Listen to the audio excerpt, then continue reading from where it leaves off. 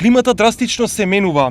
Земјоделците бараат начин како да се прилагодат и да го одржат производството. Евидентно е, значи, влијанието на климатските промени, исто така се одразува и кај моите јаготки. Меѓутоа се справуваме со квалитетно наводнување, значи практикуваме систем капка по капка и оросување, а додека во однос на сончевата радијација, мислам инсолацијата, применуваме заштитни мрежи.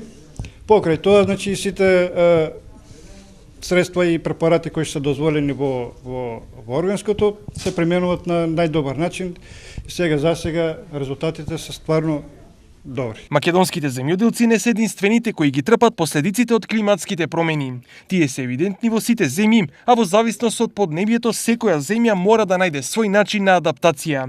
Македонија страда од суша, Финска од многу дожд, па тамошните земјоделци и земјоделски експерти ги презеле следниве мерки.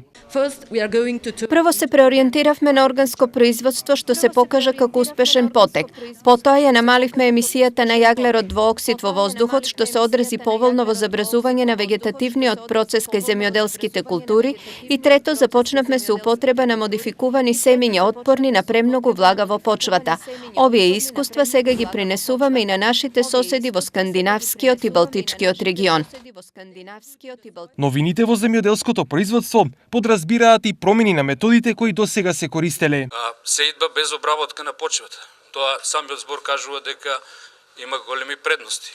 Една таква агротехника која во соседните земји се применува. Така беше и со прецизното земјоделство, така и со или редуцирана обработка или сеидба без обработка. Се ова беше кажано денеска на второто меѓународно научно стручно советување агронаука и пракса што се одржа денес на Штипскиот универзитет.